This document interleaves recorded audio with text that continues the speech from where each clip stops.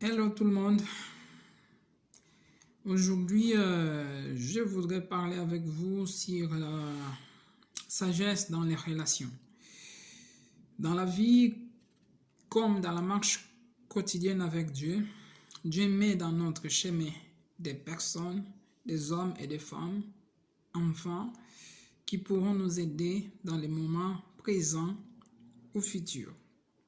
Mais c'est à nous aussi de distinguer pourquoi telle ou telle personne est dans notre vie, car avoir la sagesse de savoir distinguer qui est bénéfique pour nous.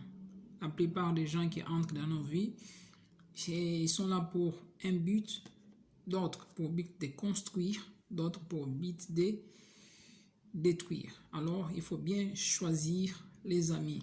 Et si quelqu'un est dans ta vie, tu dois savoir pourquoi il est là.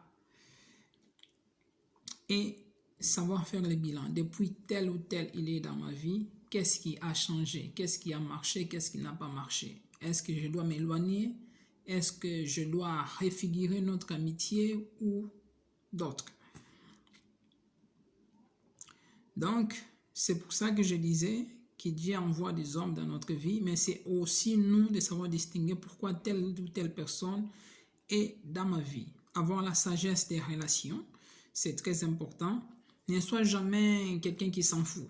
Ne sois jamais m'en fous, c'est pas bien. Car les gens que tu négliges aujourd'hui, ce sont eux qui pourront t'aider le lendemain. Il y a des gens que Dieu envoie, toi tu les négliges, mais c'est eux qui pourront t'aider demain. Il y a des gens que toi tu acceptes, que tu ne devais pas accepter, ce sont eux qui viendront détruire ta vie. Donc, il faut bien savoir gérer les relations. Aussi, dans les contextes de l'église locale, donc tu dois savoir gérer tes relations. Si tu es dans une église locale, ne casse pas les relations, parce que casser les relations dans les églises, c'est pas bien. Tout le monde de l'église n'est pas appelé à être ton ami, mais vous êtes des frères et sœurs en Christ. Donc, même en étant frères et sœurs en Christ, tu dois savoir qui doit être plus proche de toi. C'est à toi de choisir. Parce que si tu casses toutes les relations à l'église, souvent nous ne nous rendons pas compte pourquoi Dieu m'a mené dans cette église. Parce que tu habites donc dans une église. Pourquoi Dieu m'a mené dans cette maison? Tu habites donc dans une maison.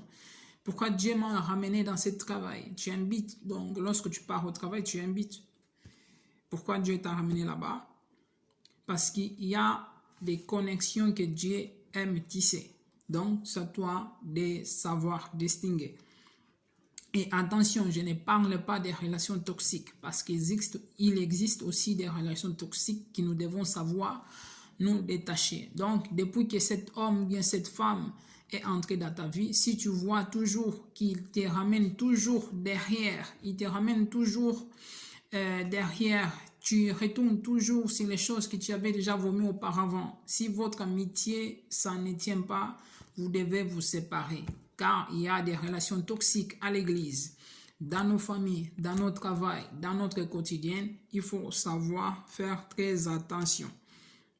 Et il faut savoir que dans le contexte des connexions divines, souvent, lorsque nous cassons des relations dans les églises, au travail, ainsi de là, souvent nous ne nous rendons pas compte, nous cassons aussi souvent les plans de Dieu dans notre vie.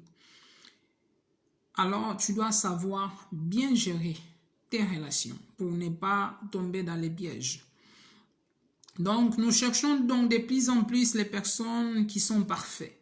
Mais sache que ni toi ni moi nous sommes imparfaits. Alors, pourquoi choisir les personnes parfaites? Pourquoi chercher les personnes parfaites? Parce que la perfection existe simplement au ciel. C'est à toi de choisir, parce que Dieu t'a donné l'intelligence pour savoir choisir ce qui est bon et ce qui est mauvais. Nous devons apprendre à nous aimer les uns les autres tels que nous sommes et à savoir réparer nos erreurs avec les autres.